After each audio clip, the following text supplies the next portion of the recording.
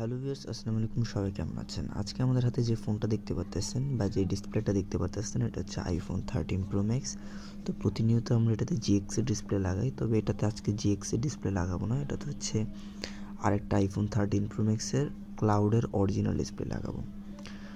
তো ভিডিওটা সম্পূর্ণ পাশে দেখবেন। আজকে অনেক কিছু আপনাদেরকে শেখাবো, প্লাস আইফোন 13 প্রো ম্যাক্স সম্পর্কে অনেক কিছু কথা বলবো। তো আপনারা যারা second hand iPhone 13 pro max কিনতে যাচ্ছেন, প্লাস হচ্ছে যারা আইফোনগুলো রিপেয়ার করতে যাচ্ছেন, তারাও সম্পূর্ণ ভিডিওটা দেখবেন। আমি আজকে অনেক ইনফরমেটিভ কিছু কথা বলবো, যদিও ভিডিওটা একটু লং হয়ে যেতেছে।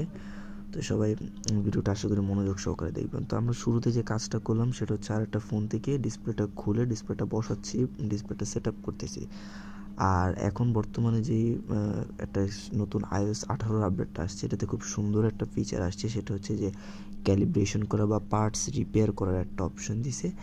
যে অপশনটার একটা সুফল হচ্ছে, আপনি যে কোনো অরিজিনাল প্রোডাক্ট যদি লাগান, আননোন পার্ট রিমুভ না করলেও সেটা কিন্তু ক্যালিব্রেশন করার পর আপনার অ্যাপেল জেনুইন পার্ট বা অ্যাপেল ইউজড ডিসপ্লে এটা কিন্তু শো করবে। তো কেউ যদি কখনো কোনো আইফোন কেনেন, সেকেন্ড, সেই হিসাবে যদি দেখেন যে পার্টস অ্যান্ড হিস্টোরির ভিতর যে আপনার ডিসপ্লে হোক বা ক্যামেরা হোক সেটা ইউজড বা জেনুইন লেখা আছে, তাহলে আপনি নিশ্চিন্তে নিতে পারেন যে এইটার পার্টসটা চেঞ্জ করা হয়েছে, তবে সেটা ছিল 100% অরিজিনাল।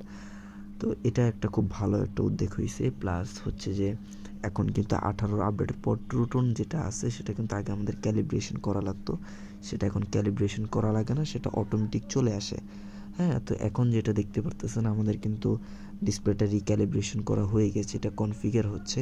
কনফিগার হয়ে যাওয়ার পর আমরা আপনাদেরকে সেটিংসে নিয়ে দেখাই দিব যে এটাতে ইউজড লেখা চলে আসছে, মানে আননোন পার্ট লেখাটা থাকবে না, অ্যাপেল ইউজড প্রোডাক্ট এরকম একটা জিনিস লেখা থাকবে। আর অনেকে প্রশ্ন করেন যে ডিসপ্লেগুলো যাদের হোয়াইট হয়ে গেছে, গ্রিন হয়ে গেছে, যারা 2-3 বার রিপেয়ার করছেন, তাদের ডিসপ্লেগুলো এখন কমপ্লিট নষ্ট হয়ে গেছে, তারা অরিজিনাল ডিসপ্লে লাগাতে চাচ্ছেন। অরিজিনাল ডিসপ্লেতে কি আবার হোয়াইট বা গ্রিন হওয়ার সম্ভাবনা আছে কিনা? তো তাদের উদ্দেশ্য করে বলছি, বাংলাদেশ থেকে যত ধরনের অরিজিনাল ডিসপ্লেগুলো আছে, সেগুলো হোক বাংলাদেশ থেকে আনা বা হোক সেটা চায়না থেকে ইম্পোর্ট করা, প্রত্যেকটা ডিসপ্লে ইউজড বা প্রত্যেকটা অরিজিনাল ডিসপ্লে আবার হোয়াইট বা গ্রিন হয়ে থাকার সম্ভাবনা আছে। আপনি বলবেন যে ভাই আপনি এই কথাটা কীভাবে বলতেছেন? আমি নিজে 13 প্রো ম্যাক্স ইউজার, তো আমি নিজে ডিসপ্লে চেঞ্জ করে ইউজ করে দেখছি। তো এই ডিসপ্লেগুলো হোয়াইট বা গ্রিন হয়ে যেতে পারে, এটা একটা ম্যানুফ্যাকচার ফল্ট। আপনি যদি অরিজিনাল ডিসপ্লে লাগান, একটু সাবধানে ইউজ করা লাগবে, প্লাস হচ্ছে এটা আপনার মেনে নিয়ে ইউজ করা লাগবে। হ্যাঁ, 13 প্রো ম্যাক্সের ডিসপ্লে ইস্যু বাদে আর কোনো ইস্যু নাই।